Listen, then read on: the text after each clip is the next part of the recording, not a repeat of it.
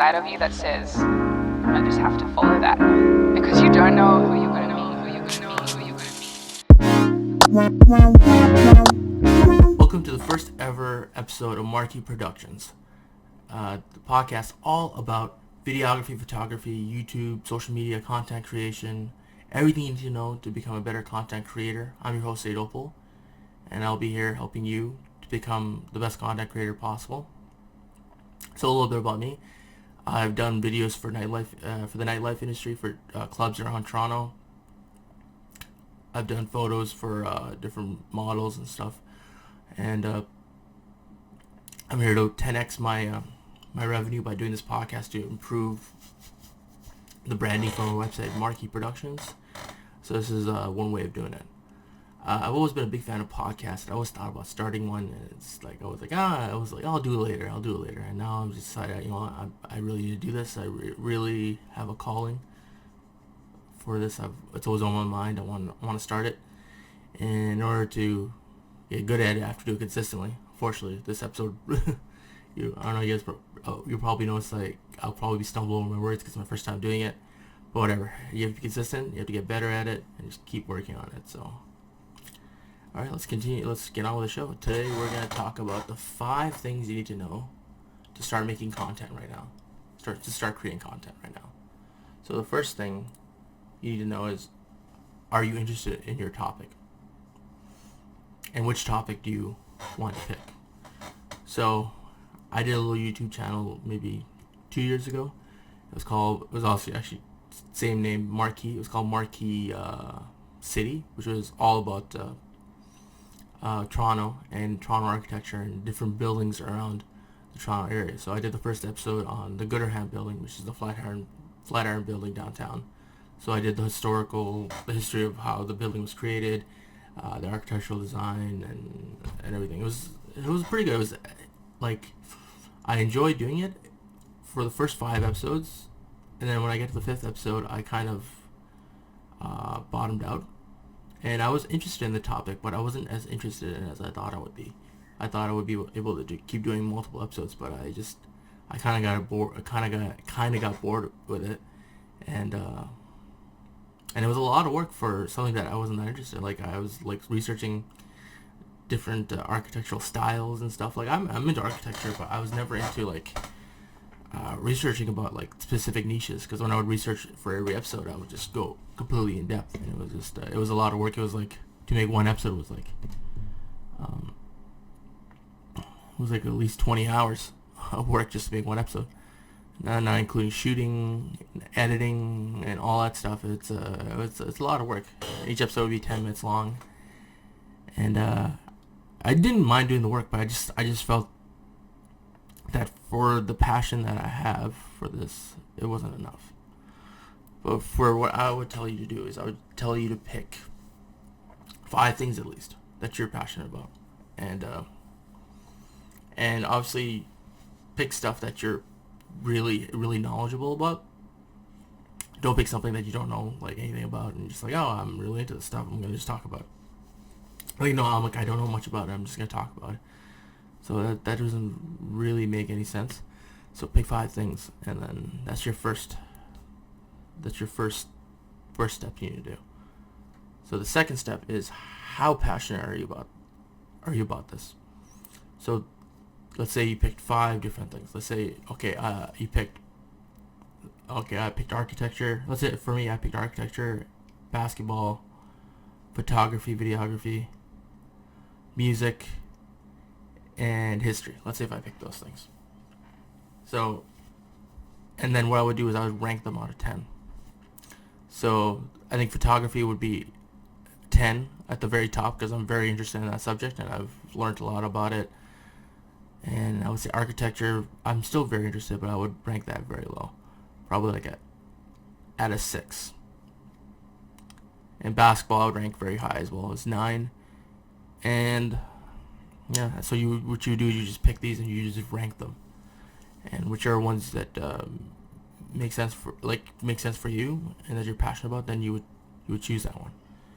And you also have to look into it, like, how, like, will you want to do this in 1 year's time, 2 years time, 3 years time? if you're not like interested in 1 year's time or 2 years time, then that's also a factor that you need to look into.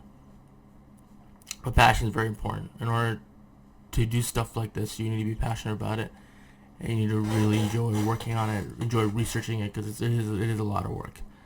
People think, this stuff is very easy. You just go there, you shoot, you make videos, you take photos. But if you're really like want to delve deep into it, and let's say if you, like for my last YouTube, I did a thing this whole Marquee City, right, that I was talking about, and I just really did not realize how much work was involved, and it really gets to you that like you're doing this stuff and you're like not so interested in the subject as much as you thought you would be.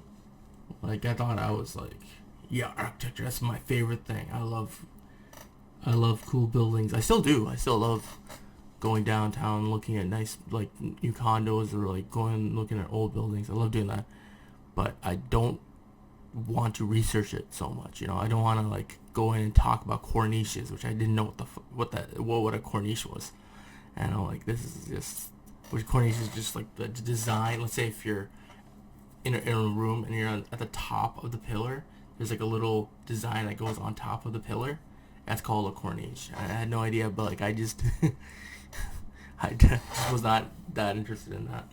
So figure out what you're passionate about, and you just rank it. Just pick the 5 things you want, just rank them by 10, and just pick the one that you think you're gonna get the most passionate about, and also try to figure out exactly if you'll still be interested in it later on in life. So, question number 3 is, do you need a fancy DSLR or mirrorless camera in order to make YouTube content, or any kind of content in general? So as a photographer and a videographer, I enjoy cameras. I really enjoy messing with the manual and settings, messing with the shutter speed, and I find a lot of fun. But a lot of people, they really just want to make YouTube content. Like my business is to be a photographer, videographer, right? And to use my camera skills to get more jobs and try and make this into a career. But if you just want to do YouTube and you just want to start and you want to just start making content, like you just want to do it, right? Like iPhone cameras, man, or even like Android cameras, they're amazing. Like this phone camera can do 4K 60 frames per second. My Sony mirrorless DSLR can only do 4K 30 frames per second. Sure, the picture quality looks way better on this, but like to me, I could tell the difference. But to a normal person, can they really tell the difference between this thing and this thing? I doubt it. I doubt they can tell. What's gonna make your content look great is just like how well you portray your story and how well you showcase it. So that's what all that matters. And if you're not into camera gear and you just want to start and you want to just do YouTube and you want to make stuff for Instagram stories, you really don't need a camera. But unless you want to be a photographer, professional videographer, then that's going to take you to the next level. But in general, you could do a lot of stuff with this thing. You do a lot of stuff. Like there's this app called ProShot, and you can mess with the frame rates, you can mess with the LUTs, the look of the picture. You can do pretty much like anything, honestly. You do time lapses with this thing. And ProShot, I'm thinking that maybe it's like $5, $6 for that app. Or you can even go up higher. You can go to Filmic Pro, which is $20. But it's also considered probably the best camera app on Apple.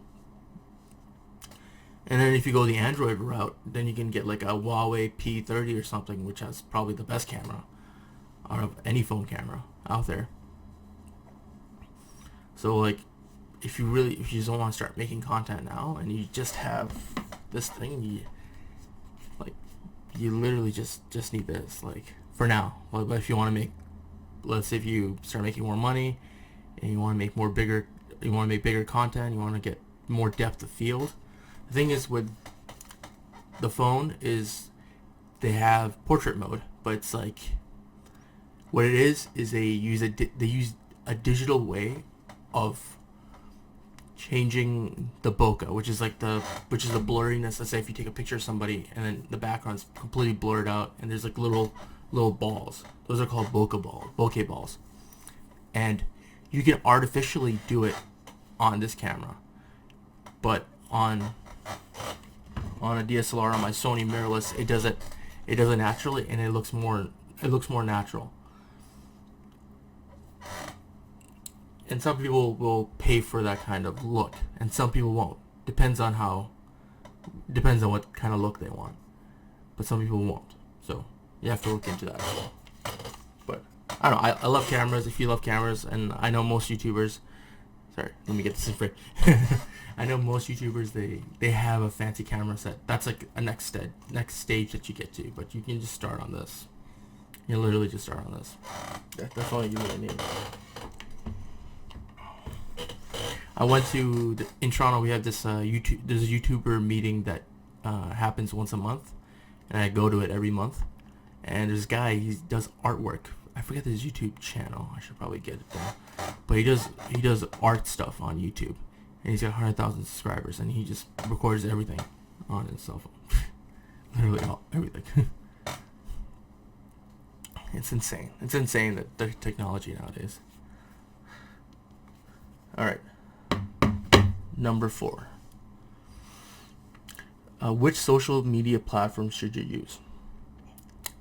So I would say use all of them, because all of them have their strengths and weaknesses, and as soon as you combine them all together, then they become even bigger.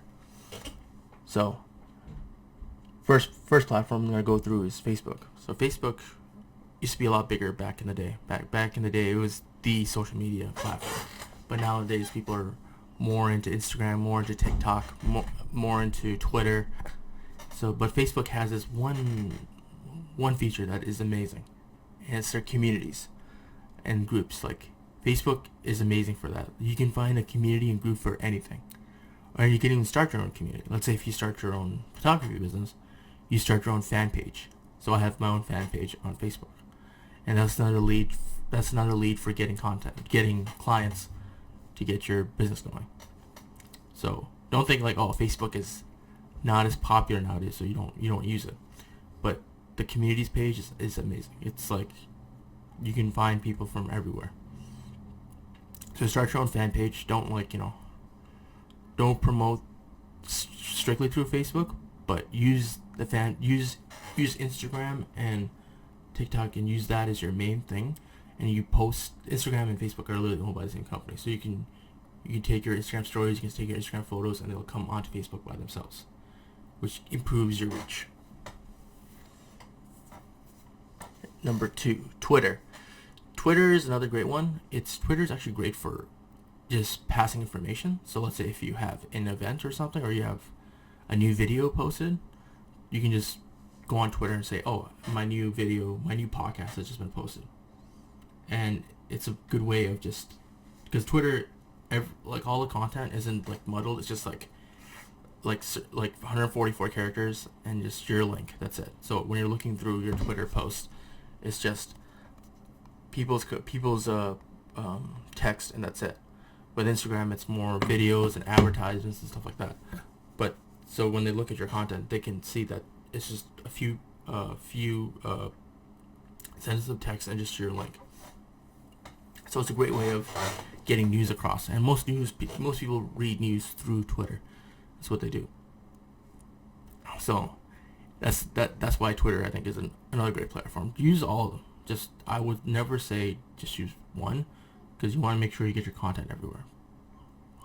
But you just got to use it for the right reasons. Okay, next one is Instagram, which I think is probably, for my business, for videography, photography, all that stuff, I think it is the best. Like, you need to, even if you have like a regular YouTube channel, Instagram is amazing for just developing a community messaging other people, other content creators. They're all using Instagram. Nobody's gonna use YouTube to contact people. DMing other content creators. I've done that a lot. I've DM'd different content creators, trying to create collabs and stuff like that. Find models on there, try to create photo shoots for them. And I think it's a great way of connecting with people. And it's a good way of showcasing your content as well. So like this podcast, I'll probably make, what I'll do is when I'm video editing this podcast, I'll make an Instagram story version of it. So I'll change the dimensions. So it's, instead of it being vertical, it'll be like a portrait style when I'm editing this video. And then for the regular Instagram, like not the Instagram stories, but Instagram, just the pictures or like the video, I'll make dimensions with that as well. So Instagram is really great for just getting your content out there. It's amazing for that. And especially if you do photography or videography, it is crucial. It is absolutely crucial that you're on there, because that is like, your website and your portfolio is really good for people to get to your content. That's great for older clients, because they're more website oriented. For younger clients, it's a lot of people use Instagram, and so you gotta make sure your Instagram profile is like the best it can be. And it's always a working thing. Mine's never like amazing. I'm always working on it, trying to improve what's on there. What I want to do is make my main profile, local Instagram, just more personal, and use Marquee-Productions, or no, Marquee_Productions, more to be like my business and portfolio profile. So make sure you have multiple Instagram profiles to make sure they connect with each other and stuff like that. So on to the next one, YouTube. I think YouTube is probably the best, is where you make your content. Literally. It's literally where you make, it's like your business pretty much. If you're just doing content creation, you want to put it on YouTube first.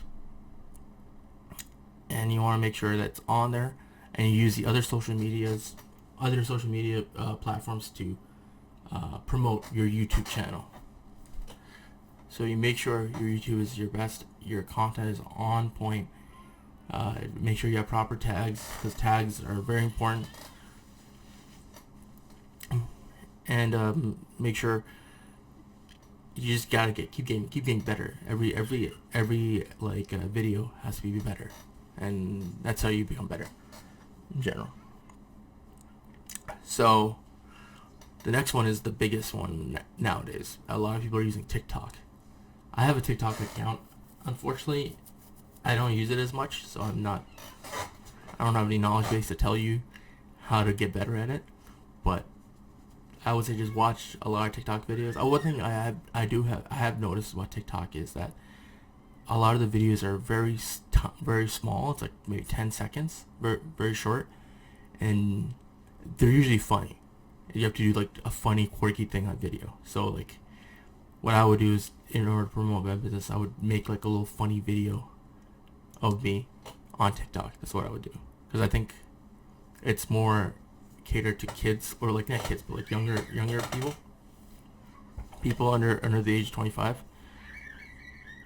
So you have to create something a little more comedic, a little more fun for that content. Instagram could be just normal business, but TikTok, I think you have to create something fun and interesting with your content creation. So that's what I would do. So those are the social media websites that you need to be looking at. There's obviously more that you can get into, but I think those are the main big ones nowadays. Okay, so the fifth question, the final question. Which software do you need to use? So this depends on which computer, which OS you're using. So if you're on Mac, you have all the options. If you're on Windows, you have only a certain amount of options. So if you want to use something, for free, sorry, just give me 1 second.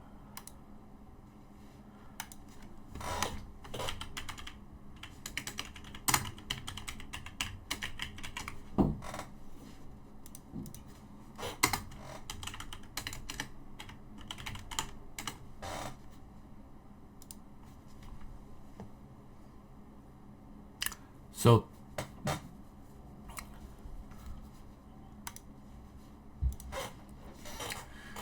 the fifth and final question is, which software should you use? Video editing software. So this depends on which computer OS you're using. So if you're using Mac, you then have a lot of options. And if you have Windows, then your options are there's not as many. So for Mac, you can use Final Cut Pro, which is only on Mac, so you can only get it on there. And it's one of the best video editing. So I've never used it because I'm a Windows editor, so I've never used it. But I've heard good things about Final Cut, and it's probably Final Cut and Premiere Pro, which are two of the best ones that are used by everybody. So you have Final Cut, then you have Premiere Pro, which I use on Windows, and then you have, if you want a free option, then you have DaVinci Resolve. That's what a lot of people do if they don't have enough money. But personally, I don't use DaVinci. I used DaVinci Resolve for a bit, and I just found it very confusing because I came from Premiere Pro, and I did use it for a bit, and I went back to Premiere Pro because I just I guess I'm comfortable with that environment, and I just wanted to use it. So on Windows, I'm on Windows, and I use Premiere Pro. And I personally think Premiere Pro is the best. I think it's the most easiest one to use, and it also comes with other subscriptions. So like you get Premiere Pro, let's say if you give her $20, you pay $20 a month. That's one bad thing about it. It's through subscription. You can't buy Premiere Pro by itself. While Final Cut you can actually buy. And I think Final Cut, if you can buy, I think it's like $300 I think. It's expensive, but you get to keep that copy forever. While Premiere Pro, you have to get a subscription, or like for the rest of your life, which kind of sucks. I wish I could just buy Premiere Pro by itself, but unfortunately I can't. But the cool thing is, if you get their $60 subscription, you get all of Adobe's products. So you get Photoshop, you get Lightroom, you get After Effects, you get Adobe Audition, you get all these apps, and you get access. And the thing is, if you're a content creator, you're going to be using Photoshop. You're going to be using these apps to create your thumbnails for your videos. So you do need all that stuff. It does get a little expensive, but you get the entire suite. Like you get After Effects, and you can create different titles for your videos. You can create different animations. It's really helpful. So I would recommend, if you can't afford the $60 a month, then I would just get Premiere Pro for $20 a month, and then I think it's $10. Yeah, it's $10 a month to get the Photoshop and Lightroom apps, and I think it's like 100 gigabytes of cloud storage as well. So you can do that. That's what I do. I pay $20 a month for Premiere Pro, and then $10 a month for Lightroom and Photoshop. But eventually I'll get the main suite. And honestly, it's not very hard to learn how to use the editing software. You can go on Skillshare. Skillshare is a great website to learn about video editing. Personally, I didn't go to school for this. I learned everything online. I learned everything on YouTube. Especially I watched a lot of Peter McKinnon videos. He actually got me into content creation. I love his channel, and it's a great channel, honestly. Personally love it.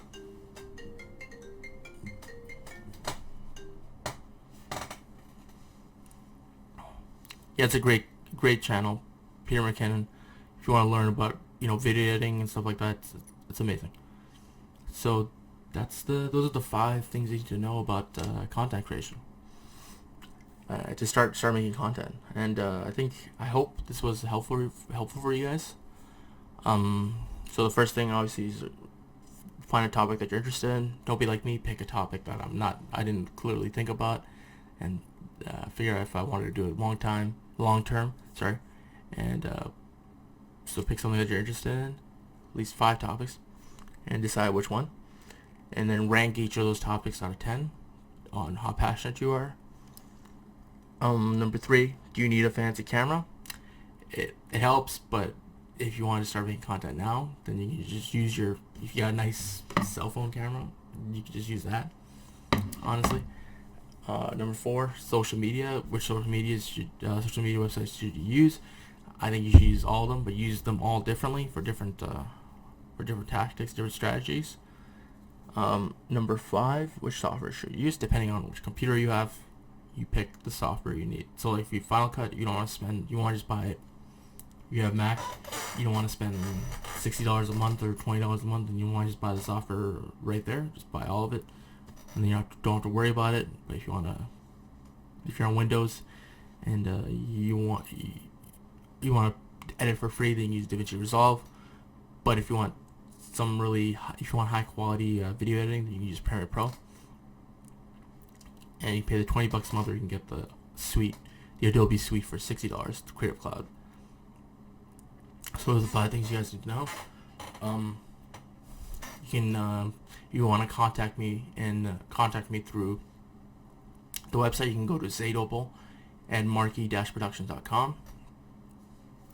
If you want to follow me on Instagram, I'm at Zaidopal. And if you want to follow the Marquee Productions. I don't know why I said Marquee City. Marquee Productions Instagram page. You can follow at Marquee_Productions.